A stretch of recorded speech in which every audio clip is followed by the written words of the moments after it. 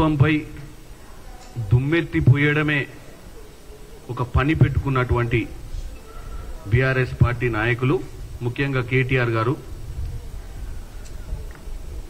నేను ముందు కూడా చెప్పిన, మీరు ప్రతిపక్షంలో ఉన్నారు,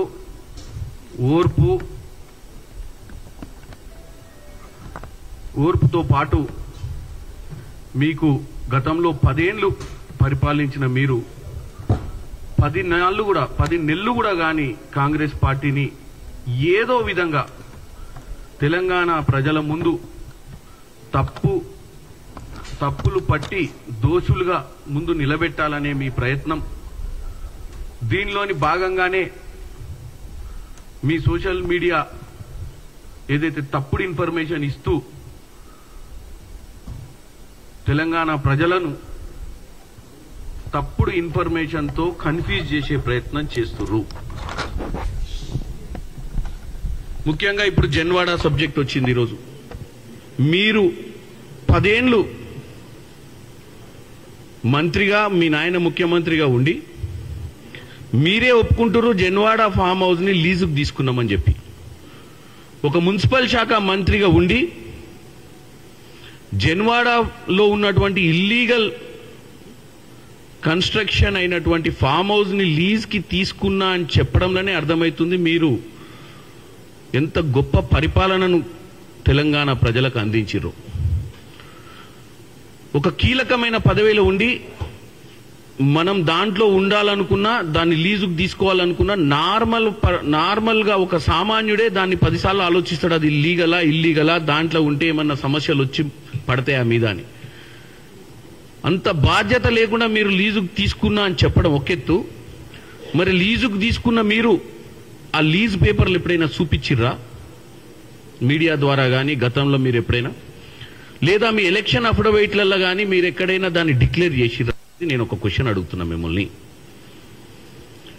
ఎందుకంటే మేము ఈరోజు మా ముఖ్యమంత్రి వర్యులు ఈరోజు ఇల్లీగల్ కన్స్ట్రక్షన్స్ ని హైడ్రా ద్వారా ఎఫ్టీఎల్లో బఫర్లో ఉన్నటువంటి ప్రాపర్టీస్ ని కూలగొట్టే ప్రయత్నంలో ఎంత ఇన్ఫ్లుయెన్స్ వచ్చినా, కాంగ్రెస్ పార్టీ నాయకులకు సంబంధించినవి ఉన్నా,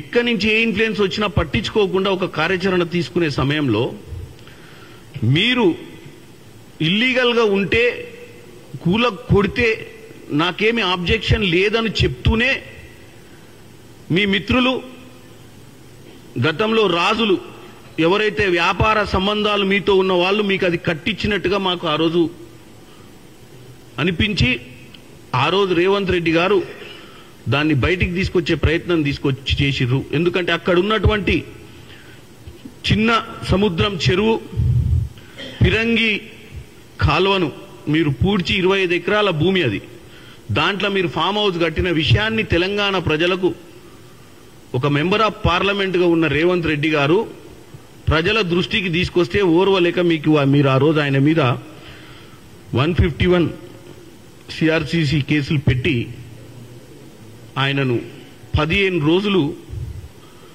మీరు జైలుకు పంపించారు. చర్లపల్లికి జైలుకు పంపించడమే కాకుండా పైచాచిక నిందాన్ని పొందడానికి ఆయనను మీరు ఉగ్రవాదులు ఉండే సెల్ల పెట్టిరు. ఒక పార్లమెంట్ మెంబరు, గతంలో శాసనసభ్యులు, ఎమ్మెల్సీ, వర్కింగ్ ప్రెసిడెంట్ ఉన్న రేవంత్ రెడ్డి గారిని ఏమాత్రము కనికరించకుండా మీ ఫామ్ హౌస్ ని ఆ రోజు ఉంది, ఈ ఫామ్ హౌస్ ఇందులో కేసీఆర్ మీరే కేసు పెట్టారు. పోనీ మీరు లేరని చెప్పనికే కూడా ప్రూఫ్ లేదు, ఎందుకంటే ఎఫ్ఐఆర్ ఉంది. ఈ రోజు కూడా మీ అందరికీ ఎఫ్ఐఆర్ కాపీ కూడా పంపిస్తాను, నా దగ్గరనే ఉంది మొబైల్లో. క్లియర్ గా అందులో ముఖ్యమంత్రి కుటుంబ సభ్యులు నివసించే ప్రాంతంలో సెక్యూరిటీ బ్రేక్ చేసి అక్కడ డ్రోన్ కెమెరా ఎగిరేసిర్రు అని ఒక కేసు కట్టి మీ అంతలో మీరే అప్పుడున్న మీ ప్రభుత్వంలోనే కేసు పెట్టించారు. ఏంటంటే దాంట్లో మీరు ఉంటుర్రు అని చెప్పడానికి. తర్వాత కొన్ని రోజులు బుకాయించారు, మేము ఉంటలే, అందులో మేము ఎప్పుడు మాకు సంబంధమే లేదని. తర్వాత ఈ రోజు కూడా ఏమన్నాడు, అవును నేను లీజుకు తీసుకున్నా అన్నాడు. లేదు అన్ని కూలగొట్టాల్సిందే, తప్పేం లేదు, ఒకవేళ ఎఫ్టీఎల్ ఉంటే బఫర్లు ఉంటే ఎవరిని క్షమించేది లేదని చెప్పుకుంటేనే మళ్ళీ ఏమన్నాడు, వాళ్ళ మిత్రుడిని పంపించి కోర్టులో స్టే చేయడానికి ప్రయత్నం చేసిండు. ఇలా నీకంత చిత్తశుద్ధి ఉండి నువ్వు ఇలా అన్ని గొప్పలుగా మాట్లాడుతున్నావు బయట వచ్చి, అరే తెలంగాణ ప్రజల కోసం మళ్ళా మేమేదో చేస్తామని, తెలంగాణ ప్రజలకు ఇచ్చిన గ్యారంటీలు నెరవేర్తలేవని మాటలు చెప్పుకుంటేనే ఇల్లీగల్ కన్స్ట్రక్షన్ కూలగొట్టాల్సిందే, నేను దేనికి అడ్డురానని చెప్తూనే మళ్ళీ దాని మీద స్టే ఆర్డర్ కోసం ప్రయత్నం చేసినటువంటి నీ వైఖరిని తెలంగాణ ప్రజలు గమనిస్తుర్రు. నీ ద్వంద్వ వైఖరి, ఒక పక్క అంతా న్యాయమే అంతా ధర్మమే అని మాట్లాడే నువ్వు, ఒక పక్కన అధర్మం అంటే ఏందో కూడా నువ్వే ఒక నిదర్శనంగా కనపడుతున్నావు. అవును, ఇల్లీగల్ అయితే కూలగొట్టాలన్నప్పుడు మీరు స్టేకే, నీ మిత్రుడే కదా, నువ్వు నా మిత్రుడు అని చెప్పినావు. పోనీ ఎవరో బిజినెస్ మ్యాన్ దగ్గర లీజుకు తీసుకున్నా అని చెప్పలేదు, నువ్వు నా మిత్రుని దగ్గర లీజుకు తీసుకున్నా అని చెప్పినావు. మరి మిత్రునికి చెప్పాలి కదా. అది చెప్పకుండా నువ్వు స్టే ఆర్డర్కి ప్రయత్నించి ఈరోజు ఆ స్టే ఆర్డర్ కూడా రాలేదు. దానికి తోడు మళ్ళా నీకున్నటువంటి మీడియా కేటుగాళ్ళు ఎవరైతే చిల్లర కోసం పనిచేసేటోళ్ళు మళ్ళీ 4-5 ఫామ్ హౌస్ల ఫోటోలు, ఎక్కడియో మార్ఫింగ్ చేసిన ఫోటోలు మళ్ళీ మీ మీద మీరు దొరకంగానే మళ్ళీ మీ వాళ్ళని అలర్ట్ చేయడం, వాళ్ళు మళ్ళీ మార్పింగ్ చేసి మా మంత్రులకు ఉన్నాయనో ఇంకెక్కడున్నాయనో కాంగ్రెస్ నాయకులకు ఉన్నాయని చెప్పి ఫోటోలు పెట్టి మీరు ఏదైతే ప్రదర్శన చేస్తుర్రో అందరు చూస్తుర్రు. ఎవరికున్నా ఎఫ్టీఎల్ కానీ బఫర్లు కానీ ఎవరికున్నా అది ఎవ్వరు కూడా ఈరోజు లాకి అతీతం కాదు. ఎవరి అయినా కూలగొట్టాల్సిందే. ఎందుకంటే ఒక నిర్ణయం తీసుకున్న తర్వాత ప్రభుత్వం చిత్తశుద్ధితోటి నిష్పక్షపాతంగా పనిచేస్తుంది. మీ గురించి అడగంగానే గుమ్మడికాయ దొంగ భుజాలు తరుపుకున్నట్టు ఈ చిల్లర వేషాలు వేయకుండా మీరు నిజంగా ఎక్కడన్నా ఇల్లీగల్ ప్రాపర్టీస్ ఉంటే అక్కడున్న కమిషనర్ గారికి చెప్పండి, కంప్లైంట్ పెట్టండి అఫీషియల్గా. రంగనాథ్ గారు ఉన్నారు, స్ట్రిక్ట్ గా పనిచేస్తుర్రు, వాళ్ళకి చెప్పి ఎక్కడెక్కడ ఇల్లీగల్ ఉన్నాయో, ఎక్కడెక్కడ ఎఫ్టీఎల్ ఉన్నాయో, ఎక్కడెక్కడ బఫర్లు ఉన్నాయో అవి ఎవరి అయినా సరే మీరు లిఖితపూర్వకంగా రాసి మీది మాది అనకుండా ఈరోజు ఏదైతే ఇల్లీగల్ గా కట్టిరో అవన్నీ కూలగొట్టే అవసరం ఉన్నది. ఎందుకంటే ఈరోజు కొన్ని గుల్లగొట్టకపోవడం అనేది ఉండదు. ఒక మంచి మెసేజ్ పంపించే ప్రయత్నం చేస్తున్నారు మా ముఖ్యమంత్రి వర్యులు. చట్టానికి ఎవరు చుట్టం కాదని చెప్పే ప్రయత్నం చేస్తుండు. మీరు కూడా అదే లైన్లో ఉండాలని కోరుకుంటున్నా. ఇకపోతే ఈ సోషల్ మీడియా మీరు చూసినట్టయితే ఎప్పుడు ఎవరు ప్రెస్ మీట్ పెట్టినా సోషల్ మీడియాలో ఏ గవర్నమెంట్ పథకం వచ్చినా, ఏ గవర్నమెంట్ వాళ్ళు ఏది ప్రెస్ మీట్ పెట్టినా దాన్ని తప్పుదో పట్టించే ప్రయత్నం చేస్తున్నారు. చేసి దానికి రిప్లై ఇద్దామన్న ప్రయత్నం చేసి అన్ని బ్లాక్ చేస్తున్నారు. కేటీఆర్ గారు బ్లాక్ చేసిరు నన్ను, వాళ్ళ దగ్గర ఉన్నటువంటి చిల్లర కేటుగాళ్ళందరూ బ్లాక్ చేసిరు నన్ను. ఎందుకంటే నా మీద కామెంట్ చేసినప్పుడు నా బాధ్యత కదా. నువ్వు కామెంట్ చేస్తున్నావు, చామల కిరణ్ రెడ్డి ఫలానా ఇట్లా మాట్లాడినని, మరి కామెంట్ చేసినప్పుడు రిప్లై ఎవరు ఇవ్వాలి? నేనే ఇవ్వాలి కదా. మరి నాకు రిప్లై ఇచ్చే అధికారం కూడా లేదా? మీరు ఇప్పుడు చూడండి, నాది అకౌంట్ ఎక్స్ అకౌంట్, నేను కేటీఆర్ బ్లాక్ చేసిండు, వాళ్ళ దగ్గర ఉన్న కేటుగాళ్ళంతా బ్లాక్ చేసిండు. టక్కున ఒకటి పెడతారు, మనం ఏదైనా పెట్టకముందే బ్లాక్లో పెడతారు. అంటే వాళ్ళకి మళ్ళీ ఎవరు చూడొద్దు, కౌంటర్స్ని ఎవరు చూడొద్దు. అంటే వాళ్ళు చెప్పింది రైట్ అని తెలంగాణ ప్రజలు నమ్మాలని చెప్పి కొన్ని వందల అకౌంట్లు ఏదైతే న్యాయం వాళ్ళు చెప్పింది తప్పు అని ఏలెత్తి చూపించిన ప్రతి అకౌంట్ని బ్లాక్ చేసిరు వీళ్ళు. మీకు నిజంగా తెలంగాణ ప్రజల ముందు మీరు వాస్తవాలు పెడుతున్నామన్న మీకు నమ్మకం ఉంటే బ్లాక్లు ఎందుకు చేస్తున్నారు మీరు? నువ్వు పెట్టినావు ఒక సబ్జెక్ట్, నువ్వు పెట్టినప్పుడు దాని కౌంటర్ కూడా వస్తుంది కదా. ఆ కౌంటర్ని కూడా మీరు ఆస్వాదించాలి. ప్రజలకు వాస్తవాలు తెలిసే విధంగా మీరు నడపాలి మీ సోషల్ మీడియా అకౌంట్లు. కానీ మీరు అన్ని తప్పులు పెట్టి మీరు ఇమ్మీడియట్ గా ఎవరన్నా కామెంట్ పెట్టగానే వాళ్ళని బ్లాక్ చేయడం, కామెంట్లు పెట్టగానే బ్లాక్ చేయడం, ప్రశ్నలు అడగంగానే బ్లాక్ చేయడం.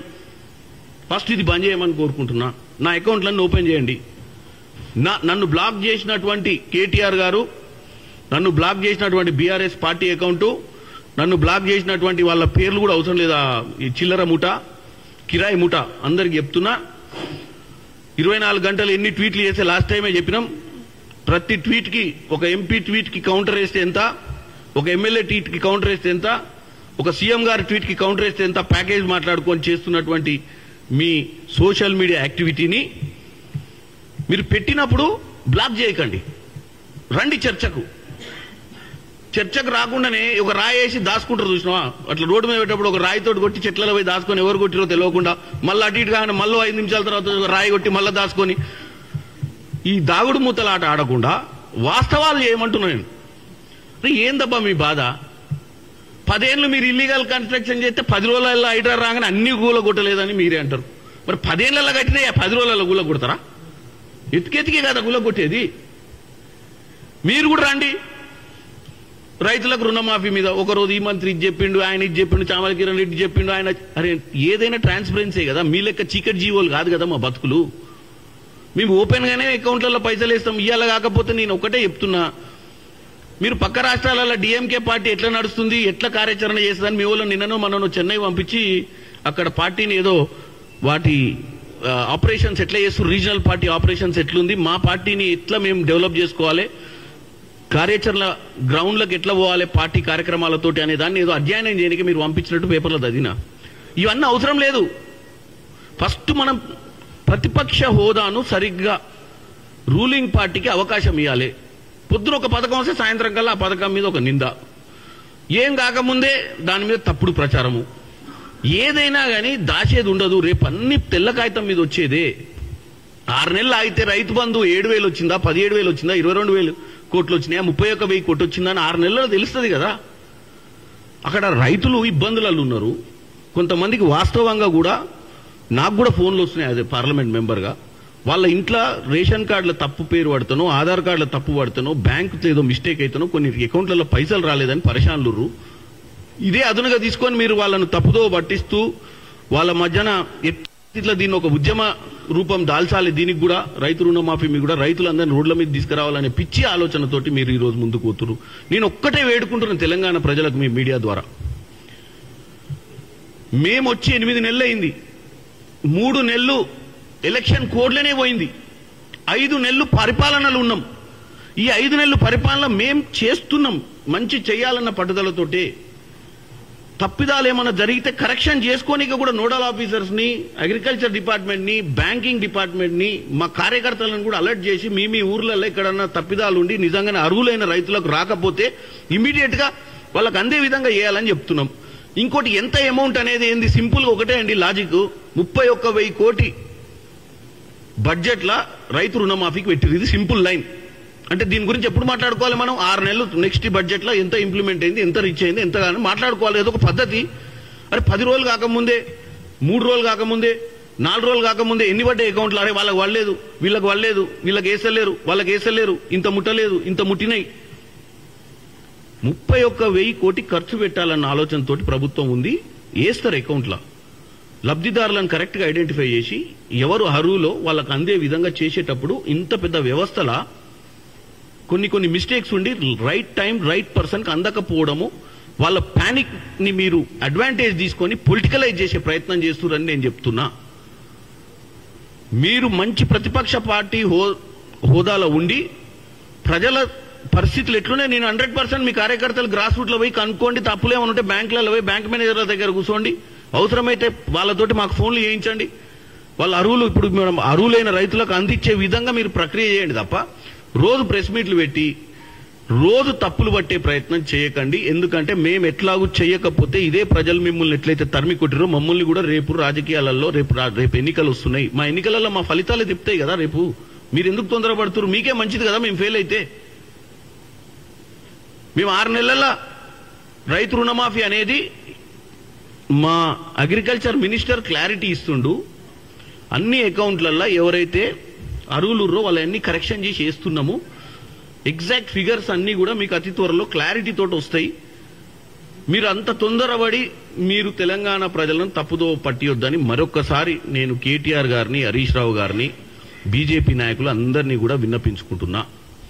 ఇక అది పోతే 3వ అంశం ఇవాళ రాజీవ్ గాంధీ గారి విగ్రహం. మనం ఎన్నో పార్టీలు చూసినాం. గతంలో రాజశేఖర రెడ్డి గారి విగ్రహాలు పెట్టిర్రు, గతంలో రాజీవ్ గాంధీ గారి విగ్రహాలు ఎన్నో ఊర్లలో పెట్టిర్రు. ఈవెన్ పంజగుట్ట చౌరస్తాలో కూడా ఉంది రాజీవ్ గాంధీ గారి విగ్రహం. ఇందిరాగాంధీ విగ్రహం నెక్లెస్ రోడ్ మీద ఉంది. ఏ రోజు కూడా ఎప్పుడు కూడా విగ్రహాల దగ్గర పంచాయతీ చేయలే. తెలంగాణ తల్లి విగ్రహం పెట్టాలంటే 10 ఏళ్ల నుంచి ఎవరు ఆపిరు మిమ్మల్ని? తెలంగాణ వచ్చి 10 ఏళ్ళు అయింది కదా. 2014లో నువ్వు ముఖ్యమంత్రి అయినప్పుడు 10 ఏళ్ల నుంచి ఎవరి దగ్గర ఏం పని చేసినావని ఎందుకు ఈరోజు సడన్ గా విగ్రహం పెట్టిరు? దాని ఓపెనింగ్ ఉంది, దాన్ని ఆల్రెడీ నిలబెట్టిరు, అన్ని అయిపోయినాక ఎవరు రెచ్చగొట్టిరు మా ముఖ్యమంత్రిని ఈ రోజు తప్పుడు మాటలు మాట్లాడినామని చెప్పి అంటున్న కేటీఆర్కు ఒకటి, ఎవరు రెచ్చగొట్టిరు ముఖ్యమంత్రి గారిని? మీరు ఏమన్నారు? విగ్రహము నిన్న 20వ తారీఖు నాడు విగ్రహావిష్కరణ కార్యక్రమం ఉంటే ఇన్ని రోజులు మాట్లాడనోనివి రెచ్చగొట్టే విధంగా ఆ విగ్రహం మేము ప్రభుత్వంలోకి రాగానే ఉడబీకేస్తాం,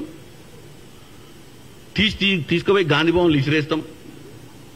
ఈ మాటలు మాట్లాడింది మీరు. మాట్లాడినప్పుడు డెఫినెట్ గా అన్నాడు, మరి ఇన్ని రోజులు 10 ఏళ్ల నుంచి గాడిద పనులు తోమిరా మీరు? తెలంగాణ తల్లి విగ్రహం పెట్టకుండా మాకు డౌట్ వచ్చింది ఏంటంటే మీ అయ్యే విగ్రహం పెట్టుకుంటామని డౌట్ వచ్చింది రేవంత్ రెడ్డి గారికి.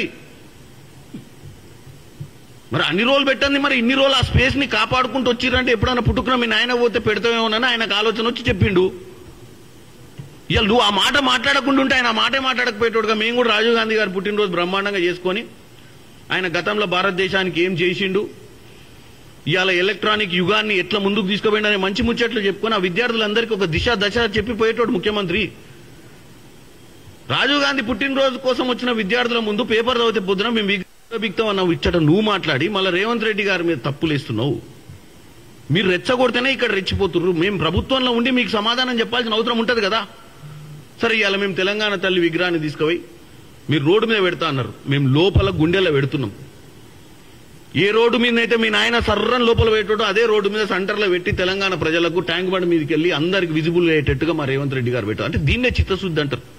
మేము పెట్టేటోళ్ళం డిసెంబర్ 9 కల్లా పెట్టాలన్న ఆలోచన ఉండే. కానీ మీరు ప్రజల్ని ఎట్లా రెచ్చగొట్టాలి, ఏ పాయింట్ మీద ప్రజల దగ్గరకు పోవాలి, ఏ పాయింట్ మీద కాంగ్రెస్ పార్టీకి తెలంగాణకు మధ్యన గ్యాప్ క్రియేట్ చేయాలన్న ఒక ఆలోచనతోటి మీరు ఏదైతే పనులు చేస్తున్నారో వీటిని తిప్పికొట్టాల్సిన అవసరం ఉండే. నిన్నటికి నిన్న రేవంత్ రెడ్డి గారు తెలంగాణ తల్లి విగ్రహం విజయం కూడా మేము పట్టుదలతో ఉన్నామని చెప్పాల్సిన పరిస్థితి వచ్చింది. ఉన్నది, మేము ఫస్ట్ నుంచి కూడా ఉన్నాం. సో నేను ఒక్కటే చెప్తున్నా, రోజు ఒక అజెండాతోటి ముందుకు పోతురు.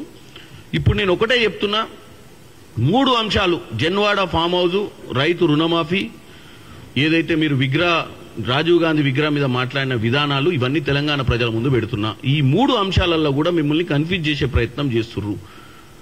హైడ్రా అనేది తీసుకురావడమే గొప్ప, 10 ఏళ్లలో ఎవరైనా తెచ్చిర్రా? ఇవాళ సివిల్ సొసైటీస్ అన్ని అప్రిషియేట్ చేస్తున్నాయి ప్రభుత్వాన్ని.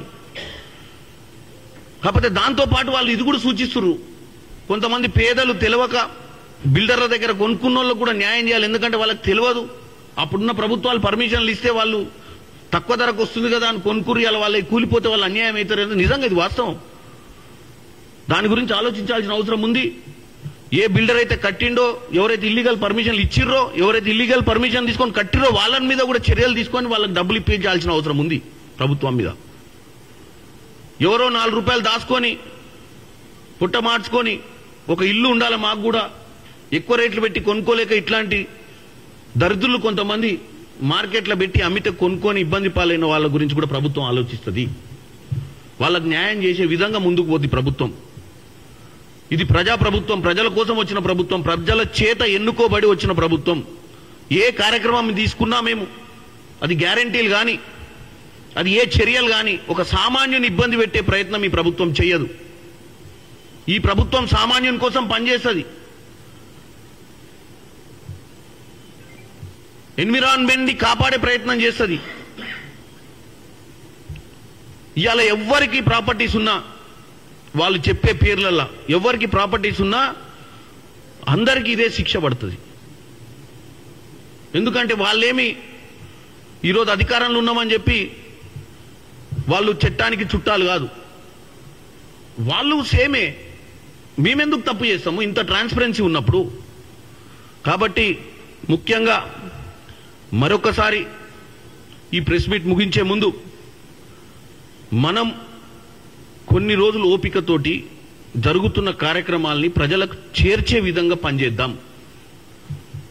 తప్పుడు ప్రచారం చేయొద్దని పదే పదే బ్రహ్మాండమైన ట్వీట్లు పెడుతున్నామని మీరు ఆలోచిస్తున్నారు. కానీ నేను ఇందాకనే చెప్పిన, మీరు పెట్టిన ట్వీట్ తర్వాత మళ్ళీ బ్లాక్ చేసి మీరు చునకానందం పొందుతున్నారు.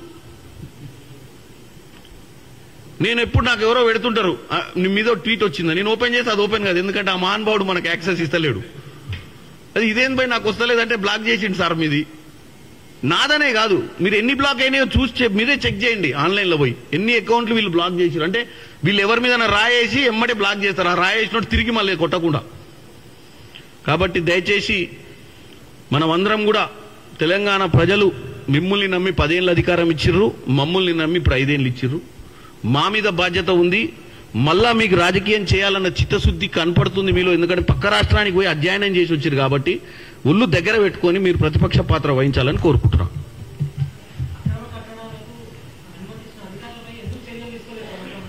నేను అదే బాబు నీకు ఇప్పుడు చెప్పింది. 10 రోజులైంది, 10 ఏళ్ళు కాలే. మనము ఇప్పుడు కూలుస్తున్నప్పుడు ఆటోమేటిక్గా కంప్లైంట్లు అన్నీ వస్తాయి కదా, పర్మిషన్లు ఎవరు ఇచ్చారో వాళ్ళ మీద కూడా ఉంటుంది కదా. ఇప్పుడు యాజ్ ఎ విలేకర్గా నువ్వు నన్ను జర్నలిస్ట్గా అడిగినావు, తెలియదా రేపు పొద్దున అధికారి ఎవరు ఇచ్చారో పర్మిషన్? నేను ఒకటి చెప్పిన, మధ్యతరగతి కుటుంబీకులు పర్మిషన్ ఇచ్చిరు కాబట్టి ఎటువంటి పరిస్థితుల్లో ఒకవేళ పర్మిషన్లు ఇచ్చుంటే దాన్ని నమ్మే కదా కొనుక్కొని ఆగమైంది. అంటే ఆఫీసర్ కూడా ఈక్వల్ బాధ్యత వహించాలి, వాళ్ళ మీద కూడా శిక్ష పడాల్సిన అవసరం ఉంది. ఎందుకంటే సిస్టమ్ మొత్తము ఎక్కడ కరప్షన్ జరిగింది, ఎక్కడ కన్స్ట్రక్షన్ స్టార్ట్ అయింది, ఏ ఆఫీసర్లు కళ్ళు మూసుకొని పనిచేసిరు, ఈరోజు అందరి గుండెల రైలు పరిగెత్తుతుంది కదా. ఎందుకంటే అందరూ వహిస్తారు బాధ్యత. ఇప్పుడు కొత్త కట్టడాలు కట్టాలంటే జంకుతారు కదా అట్లీస్ట్. ఇప్పుడు ఎవడన్నా కట్టాలంటే ఇప్పుడు ప్రతి ఓటు రోజు టీవీలో పేపర్లో చదువుతారు ప్రజలు, అందరు మనుషులు. అరే ఇది చెక్ చేసుకునే పరిస్థితి అయితే వస్తుంది కదా కూలగొట్టినప్పుడు. అట్లీస్ట్ జరిగిన తప్పిదాన్ని కరెక్ట్ చేస్తూ దాన్ని కూలగొట్టడమే కాకుండా ఫ్యూచర్లో కూడా స్ట్రాంగ్ వార్నింగ్ ఇస్తున్నటువంటి ప్రయత్నం చేస్తున్నాం. మీరు అన్నట్టు డెఫినెట్గా అధికారుల మీద యాక్షన్ ఉంటుంది.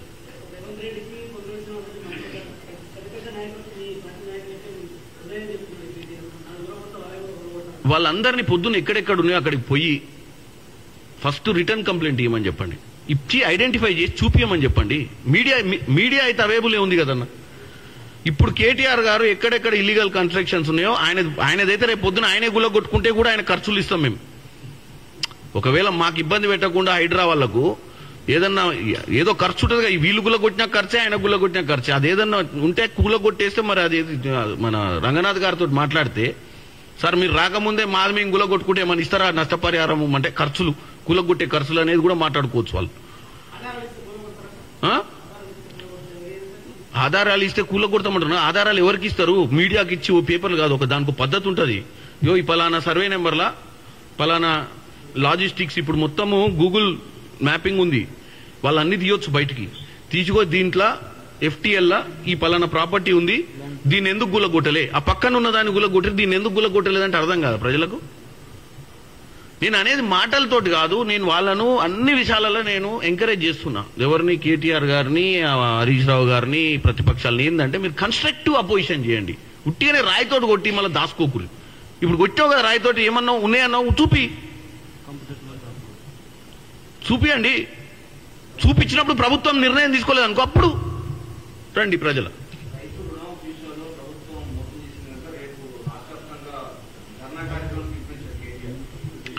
నేనేమంటున్నా అంటే ఇదంతా మ్యానిపులేట్ చేసి కన్ఫ్యూజ్ చేసి ఇంకా ప్రక్రియ అయిపోయి, మేము నిజంగానే ప్రక్రియ అయిపోయిందని షట్టర్ క్లోజ్ చేసినాం అనుకో, ఇంకా అయిపోయింది, రైతు రుణమాఫీ లేదు, ఇక ఎవ్వరికి వేయము, ఇప్పటిదాకా వేసింది లాస్ట్, ఇక మీకు రావు, ఇక మర్చిపోండి, మీరు రైతులే కాదు అన్నప్పుడు అందరు రైతులు రోడ్డు మీదకి రావాలి. మేము అర్హులైన రైతులకు ఇంకా ప్రక్రియ నడుస్తుంది, కొన్ని కరెక్షన్స్ వల్ల కొద్దిగా ఆగిపోయినాయి, మిగతా అందరికి వేసా అన్నప్పుడు నువ్వు ధర్నా పెట్టేది ఏంది? నేను ధర్నా ఎప్పుడు పెట్టమంటున్నా? ధర్నా 6 నెలలు అయినాక రాని రైతులను తీసుకొని రా రోడ్డు మీదకి. ఎందుకంత ఆవేశము నీకు? ఇప్పుడైతే ఏ చట్టంలో ఏ రాజ్యాంగంలో కూడా రాత్రి ప్రభుత్వాలు ఎలక్షన్లు కాకుండా మారవారు. కేటీఆర్ గారు అర్థం చేసుకోవాలి. ఈయన చేసే కార్యక్రమాలు చూసి ఎవరో పైనుంచి వచ్చి అరే నువ్వు కొన్ని రోజులు చూడు వీళ్ళు బాగా ఎత్తలేరని చెప్పి నన్ను గుసబెట్టే ప్రయత్నం అయితే జరగదు. 5 ఏళ్ళు కాంగ్రెస్ ప్రభుత్వం ఉండాల్సిందే, ఆయనకు ఎమ్మెల్యేలను కాపాడుకోవాల్సిందే, పోకుండా ఆయన మీద చాలా బాధ్యత ఉంది, పార్టీని బతికించుకోవాల్సిందే ఆయన. అవన్నీ వదిలిపెట్టి ఈ రెస్ట్లెస్ లైఫ్ ఎందుకు లీడ్ చేస్తుండు? దానివల్ల షుగరు బీపీ పెరుగుద్ది ఆయనకు. మంచిగా నీట్గా హ్యాపీగా పొద్దున్నే లేచి యోగా చేసుకొని పార్టీ ఆఫీస్కి పోయి మండల పార్టీలు ఏం నడుస్తున్నాయి, రేపు గ్రామ పంచాయతీ ఎన్నికలు ఏమవుతున్నాయి, రైతులకు ఎంత అన్యాయం అవుతుంది, అందరు రైతులకు వస్తుందా, కాంగ్రెస్ ప్రభుత్వం పథకం అంతా అయిపోయిందా, అయిపోయినాక మిగిలిన ఏందనేది కనుక్కుంటే బాగుంది. అసలు ప్రక్రియ నడుస్తుందని చెప్తానే ఉన్నాం రోజు మేము వచ్చి, ఇంకా అయిపోలేదు. 31,000 కోటి కేటాయించినాం కదా, పెడుతున్నాం కదా, చిన్న చిన్న తప్పిదాలు ఉంటాయి కదా, వాళ్ళ కాడ ఆధార్ కార్డు మిస్టేక్ ఉంటుందో, పేరు తప్పుపడి ఉంటుందో బ్యాంకులో, ఇంకేదో విధంగా ఉన్నప్పుడు అవన్నీ పెడుతున్నప్పుడు ఈ ఆవేశం ఎందుకు అంటున్నా నేను ముఖ్యంగా.